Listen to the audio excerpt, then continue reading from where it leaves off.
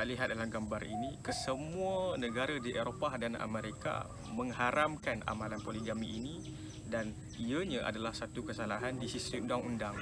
Majoriti masyarakat di Eropah dan Amerika menolak dan tidak mengamalkan perkahwinan poligami ini. Malahan mereka berpendapat bahawa perkahwinan poligami ini bercanggah daripada agama mereka. Seperti yang kita tahu, kebanyakan masyarakat di barat menganut agama Kristian dan ahli-ahli agama yang berpegang dengan New Testament berpendapat bahawa seseorang itu tidak sepatutnya berkahwin lebih daripada seorang pasangan. Stigma dan pandangan masyarakat barat ini dipengaruhi oleh kepercayaan agama dan pengamal-pengamal media yang berpendapat bahawa perkahwinan poligami ini adalah salah dan tidak bermoral. Kesimpulannya, kita dapat simpulkan bahawa kebanyakan masyarakat di barat tidak bersetuju dan kurang senang dengan perkahwinan poligami ini. Poligami dipandang rendah kedudukannya berbanding dengan poligami palsu yang penuh kedustaan pada masyarakat barat. Pada pernyataan Gustave Le Bon, keinginan masyarakat timur untuk memperbanyakkan keturunan dan perasaan yang menuntutnya dalam menjalani kehidupan rumah tangga serta ajaran keadilan yang melarangnya untuk tidak meninggalkan wanita-wanita yang dipadanya tidak menarik lagi merupakan satu faktor ataupun satu asbab yang agama ini membenarkan sistem poligami. Pada pandangan Muhammad Abduh pula, tradisi poligami bukanlah adat ketimuran seperti yang ditudingkan selama ini. Tradisi poligami merupakan adat kebaratan yang telah wujud sejak zaman dahulu kala. Hanya pada pengembangannya sahaja telah dipraktikkan oleh orang-orang ketimuran seperti Arab Jahiliyah sampai datangnya Islam hingga dewasa kini. So, setiap agama dalam dunia ni ada pandangan tersendiri berkaitan dengan poligami. Tapi kali ini saya hanya ingin memfokuskan hanya kepada 3 agama sahaja, iaitu agama Islam, agama Yahudi serta agama Hindu. Yang pertama sekali, agama Islam. Menurut agama Islam, terdapat 3 hukum berpoligami. Yang pertama adalah sunat, makruh serta haram. Yang pertama sunat. Sunat adalah apabila sepasang suami isteri berkahwin tetapi tidak mempunyai zuriat disebabkan si isteri mempunyai masalah kesihatan dan menyebabkan si isteri tidak dapat memberi zuriat kepada si suami, dan si suami disunatkan untuk berkahwin lagi satu. Yang kedua adalah makruh. Makruh apabila si suami dengan bersahaja ingin berkahwin lagi satu atas dasar untuk memenuhi keperluan nafsunya semata-mata. Dan yang ketiga adalah haram. Apabila si suami ingin berkahwin lagi satu walaupun dia tahu bahawa ekonominya tidaklah stabil dan dia tahu bahawa dia tidak mampu untuk bersikap adil sama ada daripada segi zahir ataupun batin. Menurut agama Yahudi, poligami dibenarkan sebagaimana yang telah dinyatakan di dalam kitab Taurat. Malah Nabi Musa sendiri sebagai pendiri agama tersebut juga mengamalkan poligami. Agama Hindu membenarkan poligami dengan syarat mempunyai persetujuan dari semua pihak, sama daripada pihak suami, bakal isteri dan juga isteri yang sebelum-sebelumnya. Seperti yang telah dinyatakan dalam kitab mereka, kitab agama Hindu ada membahaskan berkaitan dengan poligami. Tetapi setiap bahasan di dalam setiap kitab lebih kepada berbentuk nasihat kepada mereka yang mengamalkan poligami, seperti bagaimana untuk menangani masalah ataupun bagaimana sepatutnya pasangan yang berpoligami ni harus bersikap seperti apa untuk mendapatkan keharmonian dalam rumah tangga.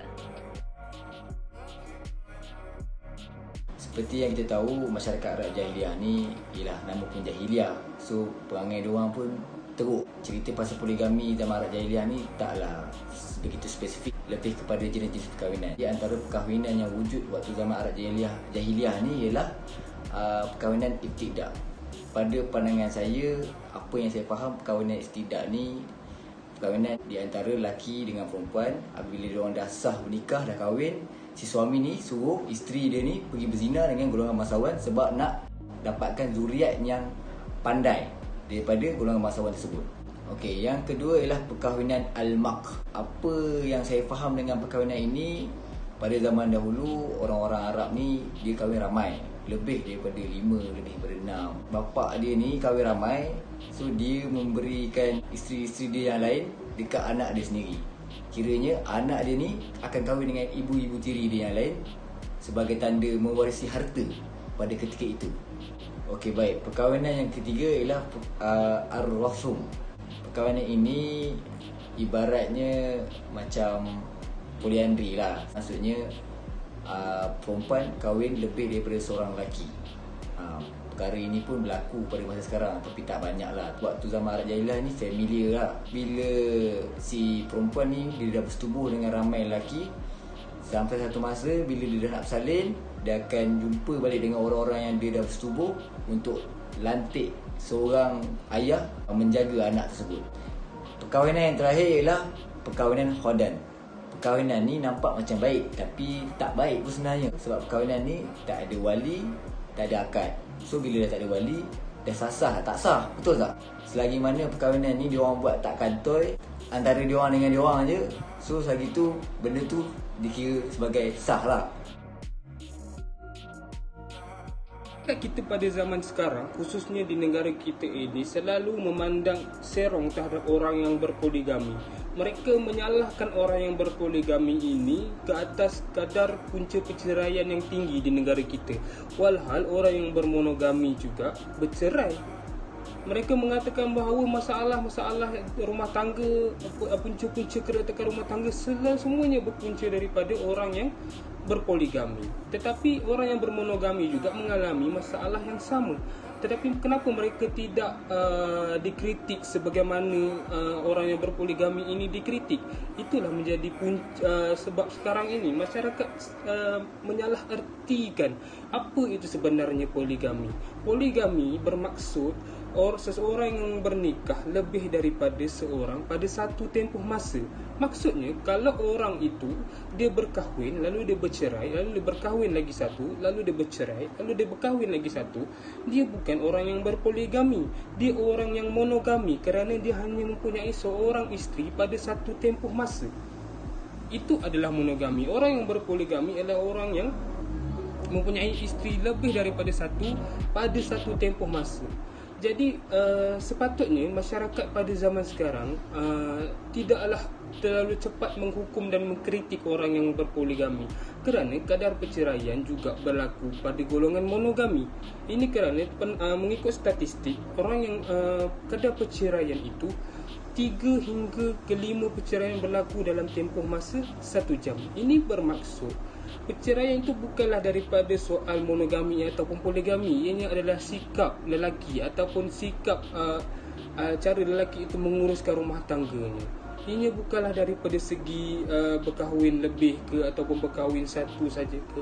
Ianya adalah budaya yang diterapkan dalam masyarakat kita zaman sekarang. Assalamualaikum. Boleh Encik ceritakan serba sedikit latar belakang Cik? Waalaikumsalam. Nama saya Muhammad Rosni bin Abu Bakar. Nama kampung saya Hamzah dan berumur 62 tahun. Pesara Majlis Perbandaran Kuala Kangsar. Telah mendirikan rumah tangga, mempunyai 6 orang cahaya mata, 2 perempuan, 4 lelaki. Awalnya saya tidak adalah berkenan, tak bersetuju atas dasarkan isteri saya yang uzur, maka saya terima. Memang beza, 2 perhatian kena beri kerana untuk menjadi manusia yang adil dalam poligami. Okey. Maknanya daripada segi tanggungan cara hidupnya, wang sakunya, pekerjaan hariannya, giliran malamnya. Poligami memang orang kampung kata poligami itu madu semua orang nak buah madu. Tapi masalahnya generasi awal telah memperandakan kerana kepentingan nafsu dan sebagainya. Boleh teruskan untuk hasrat untuk berpoligami, tapi kena tulus, ikhlas, terang dan jelas. Barulah hidup aman bahagia dalam berpoligami.